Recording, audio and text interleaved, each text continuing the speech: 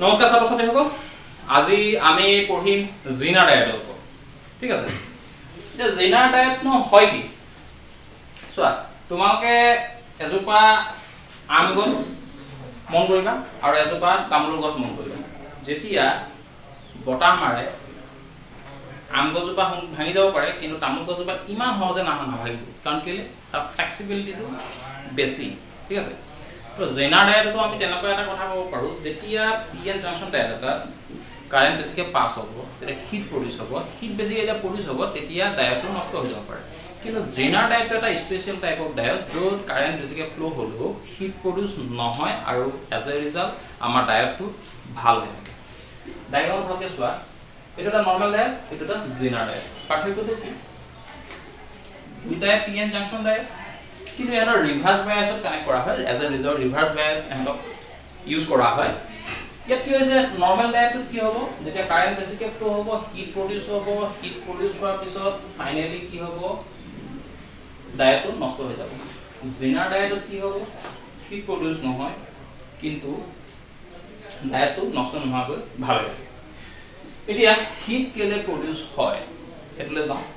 তাৰ আগত আমি স্পেচিয়েল টাইপ অফ ডায়েট বুলি কৈছোঁ জিনাৰ ডায়েটটো স্পেচিয়েল টাৰ্মটো ইয়াত কি সোমাই আছে স্পেচিয়েল এইটো কাৰণে ইয়াৰ ডপিংটো হেভিলি কৰা হয়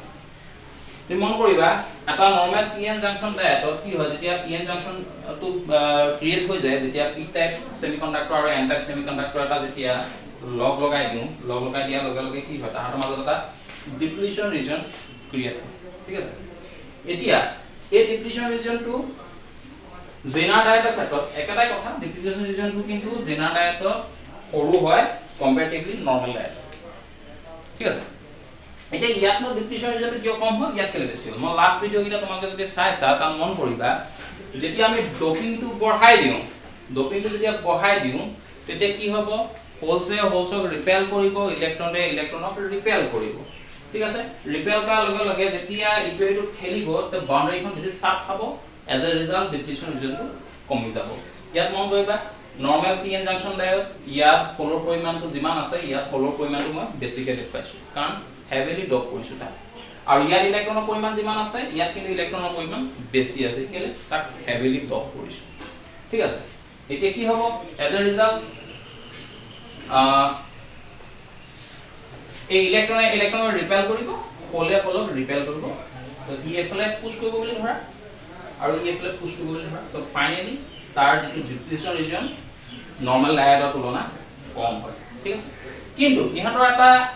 এটা যেন মই পটেনশিয়াল ডিফাৰেন্স এটা ইয়াত এপ্লাই কৰিছো দুইটাতে পটেনশিয়াল ডিফাৰেন্স সেম এমাউন্টৰ এপ্লাই কৰিছো পটেনশিয়াল ডিফাৰেন্সটো কি হয় পি কিন্তু নেগেটিভ লগত কানেক্ট কৰি আমি এন পজিটিভ লগত কানেক্ট কৰিম কেলে ৰিভাৰ্স বায়াসত আমি ইউজ কৰিম ঠিক আছে কৰাৰ লগে লগে কি হ'ব ইয়াত এখন ইলেক্ট্ৰিক ফিল্ড প্ৰডিউচ হ'ব লাষ্ট ভিডিঅ'ত মই কৈছো তে এই যে ইলেক্ট্ৰিক ফিল্ড দুইটাতে প্ৰডিউচ হ'ব কোনটো ইলেক্ট্ৰিক ফিল্ডখন বেছি ষ্ট্ৰং হ'ব জিনাৰ ডায়েটৰ ক্ষেত্ৰত ইলেক্ট্ৰিক ফিল্ডখন বেছি ষ্ট্ৰং হ'ব কেলে ষ্ট্ৰং হ'ব কাৰণ ইয়াৰ যিটো মানে ইয়াৰ যিটো থিকনেস বা ইয়াৰ যিটো লেন্থটো নৰ্মেল ডায়েটৰ তুলনাত কম তো লেন্থটো যদি ইয়াৰ কম আছে বহলটো ইয়াৰ যিটো কম আছে সেইকাৰণে ইলেক্ট্ৰিক ফিল্ডখন বেছি ষ্ট্ৰং হ'ব কিন্তু পটেনশিয়াল বেৰিয়াৰটো দুইটাতে সেমে থাকে ঠিক আছে এইখিনি ক্লিয়াৰ হৈছে এতিয়া মন কৰিবা যেতিয়া আমি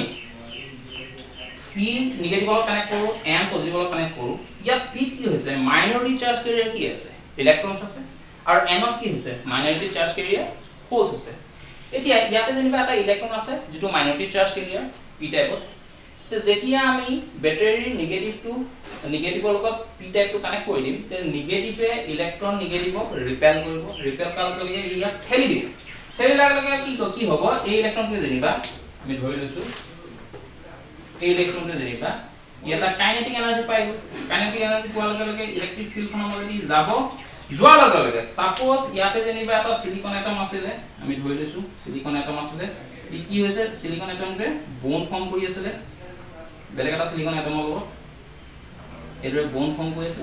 বন্ড ফৰ্ম কৰিলে কি হ'ল এই ইলেক্ট্ৰনটোৱে ইয়াৰ এটা হাই কাইনেটিক এনাৰ্জি আছে তো ইলেক্ট্ৰিক ফিল্ডখনৰ মাজেদি যাব গৈ পেলাই কি কৰিব বন্ড ফৰ্ম কৰি থকা ইলেক্ট্ৰন কিটা ষ্ট্ৰাইক কৰিব খুন্দা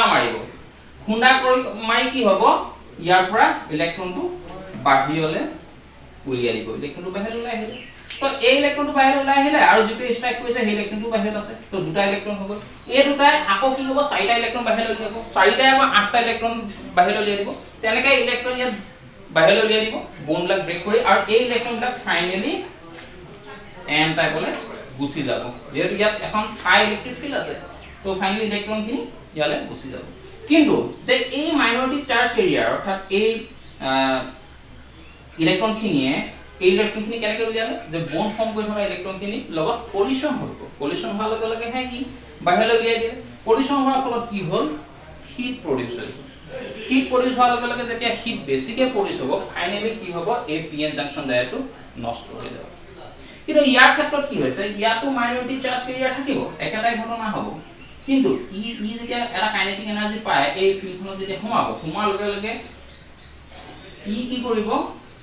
কলিশ্যন নকৰে আন ইলেক্ট্ৰনবিলাকৰ লগত বন্ড ফৰ্ম কৰি থকা ইলেক্ট্ৰনবোৰৰ লগত কলিশ্যন ই নকৰে কেলে নকৰে কাৰণ ইয়াৰ ডিসটেন্সটো কম আছে ইয়াৰ ডিপ্লিশ্যন ৰিজনটো কম আছে ইয়াৰ ডিপ্লিশ্যন ৰিজনটো বেছি আছে ঠিক আছে আৰু ইয়াৰ ইলেক্ট্ৰিক ফিল্ডখন ইয়াতকৈ বেছি ষ্ট্ৰংগাৰ হয় ঠিক আছে তো ফাইনালি কলিশ্যন নোহোৱাৰ কাৰণে কি হ'ল ইলেক্ট্ৰনটো কি হ'ব ইয়ালৈকে গুচি যাব ঠিক আছে কিন্তু কলিশ্যন হয় নাই হোৱা বা কলিশ্যন হলো হয়তো কমকে হৈছে হোৱাৰ ফলত কি হ'ব হিটটো প্ৰডিউচ নাই হোৱা বা প্ৰডিউচ যদি হৈছে খুব কম পৰিমাণে হিট প্ৰডিউচ হ'ব যেতিয়া হিটটো কমকে প্ৰডিউচ হ'ব তেতিয়া কি হ'ব ডায়োডটো নষ্ট হোৱাৰ পৰা বাচি যাব তো সেইটো হৈ গ'ল জিনাৰ ডায়োডৰ স্পেচিয়েলিটি আৰু কেলে জিনাৰ ডায়োড নাম দিলে এই থিওৰিটো ইয়াৰ থিওৰিটো প্ৰথম উলিয়াইছিলে ক্লেৰেন্স মেলভিন জেনাৰে তেওঁৰ নামৰ পৰা এইটো জিনাৰ ডায়োড নাম দিয়া হ'ল যদি আমি ভিআই গ্ৰাফত আমি চাওঁ নৰ্মেল এটা ডায়োডৰ ক্ষেত্ৰত কি হ'ব ভোল্টেজ বাঢ়ি গৈ আছে কাৰেন্টটো কিমানটা ফ্লো হোৱা নাই অলপহে ফ্লো হৈছে কিন্তু ভোল্টেজ গুলা বাঢ়ি গৈ আছে কিন্তু নিৰ্দিষ্ট এটা ভোল্টেজৰ মান পাৰ হোৱাৰ লগে লগে কি সাডেনলি কাৰেন্ট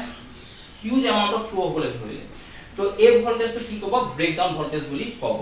আৰু জিনাৰ ডায়োডৰ ক্ষেত্ৰত কি হ'ল একে ধৰণে আহিছে আহি কিছু দূৰলৈকে যে আমি দেখিছো ভি ভ্যালু বাঢ়ি আছে কিন্তু আই ভ্যালু কিমানটা বঢ়া নাই কিন্তু সাডেনলি নিৰ্দিষ্ট এটা ভ্যালু পাৰ হোৱাৰ লগে লগে বা নিৰ্দিষ্ট এটা ভ্যালু পোৱাৰ লগে লগে কি হ'ল current huge amount of flow হ'বলৈ ধৰিলে তো ইয়াত কি হয় জিনাৰ ডায়োডৰ ক্ষেত্ৰত যেটো ব্ৰেকডাউন ভোল্টেজ আছিলে তাক জিনাৰ ভোল্টেজ বুলি কোৱা হয় তো এইটো হৈ গ'ল জিনাৰ ডায়োডৰ স্পেচিয়েলিটি বুজি পাইছা এতিয়া আমি নেক্সট আলোচনা কৰিম জিনাৰ ডায়োডক কিয় ভোল্টেজ ৰেগুলেটৰ হিচাপে ইউজ কৰা হয় ঠিক আছে তোমাকে নেক্সট ভিডিঅ'লৈ আমি আহো নেক্সট টপিকলৈ আমি এতিয়া চাও আমি জিনাৰ ডায়োডটো কিয় ভোল্টেজ ৰেগুলেটৰ হিচাপে ইউজ কৰা হয় মন কৰিবা সাপোজ আমি এটা ডিসি কাৰেন্ট সোৰ্স আছিলে কি কৰিব 1 ৰ পৰা 6 ভোল্টলৈকে কাৰেন্ট দিব পাৰে ঠিক আছে আমি এটা সৰু এলইডি বাল্ব ললো যিয়ে 3 ভোল্টত কি জ্বলিব পাৰে 3 লগে হি পাৰিব যদি ইয়াৰ পৰা আমি যদি 3 ভোল্ট ইয়ালৈ কানেক্ট কৰো তে ই যদি 1 ভোল্ট দিয়ে ঠিক আছে 2 ভোল্ট দিছে ঠিক আছে 3 ভোল্টলৈকে লাইটটো জ্বলিব কিন্তু 4 ভোল্ট 5 ভোল্ট 6 ভোল্ট যদি হৈ যায় তেতিয়া বাল্বটো কি হ'ব বেয়া হৈ যাব নষ্ট হৈ যাব ফিউজ হৈ যাব হয় এতিয়া আমি যদি এই ডিসি সোৰ্সটোৰ লগত এলইডি বাল্বটো কানেক্ট কৰো ভায়া এই জেনাৰ ডায়োড এটা জেনাৰ ডায়োডৰ জৰিয়তে যদি কানেক্ট কৰো তেতিয়া এই বাল্বটো নষ্ট হোৱাৰ পৰা বাচি যাব কেনেকৈ বাচি যাব আমি চাওঁ ইয়াত এটা আমি ৰেজিস্ট্যান্স এটা কানেক্ট কৰি দিম ঠিক আছে ৰেজিস্ট্যান্সটো কানেক্ট কৰি দিম আৰু নেগেটিভটো বাল্বত কানেক্ট কৰি দিম পজিটিভটো এটা ৰেজিস্ট্যান্সত থৈ দি বাল্বত কানেক্ট কৰিলো আৰু নেগেটিভটো বাল্বত কানেক্ট কৰিলো মাজত এটা জেনাৰ ডায়োড কানেক্ট কৰি দিলো জিনাৰ ডায়োডটো কেনেকৈ আকে ভালকৈ মন কৰিবা তোমালোকে নৰ্মেল ডায়োডৰ নিচিনা কিন্তু মাজত ইয়াত জেড এটা দি দিয়া হয় এটা জেনাৰ ডায়োড দি দিলো আৰু জেনাৰ ডায়োডটো এনেকুৱা ধৰণৰ লৈছো ই 3 ভোল্টলৈকে ই দিব পাৰে ধৰিব পাৰে তো ইয়াত কি হ'ব কন্ডিশন দুটা আহি যাব যেতিয়া আমাৰ 1 ভোল্ট 2 ভোল্ট 3 ভোল্টলৈকে কাৰেন্ট আহিব তেতিয়া কাৰেন্টটো ডাইৰেক্টলি এই দিশত বাল্বলৈ যাব জেনাৰ ডায়োডৰ মাজতে কিমান এটা কাৰেন্ট নাহে জেনাৰ ডায়োডৰ কানেকশন কেনে কৈছো চাই লোৱা তো ৰিভাৰ্স বায়াসৰে কানেক্ট কৰিব আমি ঠিক আছে তো 3 ভোল্টলৈকে কাৰেন্টটো জেনাৰ ডায়োডৰ মাজতে নাযায় নৰমালি যাব যেতিয়া 3 ভোল্টতকে বাঢ়ি যাব তেতিয়া কাৰেন্টটো কি হ'ব জেনাৰ ডায়োডৰ ভিতৰলৈ আহিব ঠিক আছে এটা জেনাৰ ডায়োডৰ মাজতে যে ভোল্টেজটো আহিলে তে কি ক'ব ই কি হ'ল 3 ভোল্টতকে বাঢ়িব নিদিয়ে কেনেকৈ হ'ব চোৱা গ্ৰাফটো ভালকৈ চাবা এফালে ভোল্টেজ গৈছে এফালে কাৰেন্ট তো ইয়াত কি হৈছে কাৰেন্ট প্ৰথমে আহি ভোল্টেজ প্ৰথমে আমি ডিগ্ৰি গৈছো কাৰেন্টৰ ভ্যালুটো হেমতে অলপ বাঢ়ি গৈছে ইমানটা বঢ়া নাই তো জেনাৰ ভোল্টেজ পোৱাৰ লগে suddenly হি বাঢ়ি গ'ল হিউজ এমাউন্টৰ কাৰেন্ট পাৰ হৈ যাব তো ইয়ালৈকে যেনিবা আমি 3 ভোল্ট হৈ মানি লৈছো ইয়াত যেটো ব্ৰেকডাউন ভোল্টেজ আছে তো 3 ভোল্টতকে এইটো পাৰ হ'বলৈ নিদিয়ে তো 5 6 ভোল্ট দি থাকিলেও একো আমাৰ প্ৰবলেম নাই তো 3 ভোল্টলৈকে হে ই পাৰ হ'ব দিব তো বাল্বটো বাছি যাব ঠিক আছে আৰু এটা কথা হ'ল ইয়াতে তোমাক হৈ যাব ৰেজিস্ট্যান্সটো কেলে দিছো ৰেজিস্ট্যান্সটো দিয়াৰ কাৰণে আমাৰ এটা সুবিধা হৈছে আমাৰ কি হ'ব ভোল্টেজ ড্ৰপ হ'ব কেনেকৈ ড্ৰপ হ'ব ইয়াৰ পৰা যেনিবা 5 ভোল্ট গৈছিলে কাৰেন্ট আহিলে অকস্মাত আৰু ইয়াৰ ৰেজিস্ট্যান্সটো হ'ল যেনিবা 2 ওহম তে কি হ'ব ই কি কৰিব ভোল্টেজটো কমাই দিব কেনেকৈ ভোল্টেজ ৰেজিস্ট্যান্সৰ ওপৰত dependent v = IR ohms law পৰা আমি পাইছো তো আমি ৰেজিস্ট্যান্সটো এনেকুৱা এটা সুইটেবল ৰেজিস্ট্যান্স লম GS 6 ভোল্ট বা তাতকৈ বেছি যদি কাৰেন্ট আহে এই ৰেজিস্ট্যান্সটোৱে কি কৰিব তাক কমাই দিয়ে যাতে ভ্যালুটো কমাই দিয়াৰ লগে লগে আমাৰ কি হ'ব সাৰ্কিটখনেদি কাৰেন্ট পাছ কৰিবলৈ সুবিধা হ'ব আৰু বাল্বটোৰ কাৰণে ভাল হ'ব তো এইটো কথা বুজি পালা কেনেকৈ জেনাৰেটৰে ভোল্টেজ ৰেগুলেটৰ হিচাপে ইউজ কৰে এইটোৱে কথা যে ইয়াত এটা নিৰ্দিষ্ট ব্ৰেকডাউন ভোল্টেজ থাকে তো সেই ব্ৰেকডাউন ভোল্টেজটো যাতে ভোল্টেজ সেই ব্ৰেকডাউন ভোল্টেজকে পাৰ হৈ যাব নোৱাৰে তাৰ কাৰণে জেনাৰেটৰ আমি ইউজ কৰো তো এই আমাৰ ইয়াত 3 ভোল্ট ব্ৰেকডাউন ভোল্টেজ আমি ইউজ কৰিছিলো তো 3 ভোল্টলৈকে আমাৰ বাল্বটো জ্বলিব যেতিয়া 3 ভোল্ট পাৰ হ'ব ল'ব যেতিয়া জেনাৰেটৰে কি কৰিব এই 3 ভোল্টতকৈ বেছি পাৰ হ'বলৈ নিদিয়ে as a result current normally flow হৈ যাব আৰু লাইটটো জ্বলিব তো এটা সিম্পল লজিক তো আশা কৰো বুজি পাইছা জেনাৰেটৰৰ কথা তো যদি তোমাকে কিবা ডিফিকাল্টিজ ফেস কৰা তেন্তে স্ক্ৰিনত দেখা WhatsApp নাম্বাৰ আৰু ইমেইল আইডি তোমাকে মোক সুধিব পাৰা ধন্যবাদ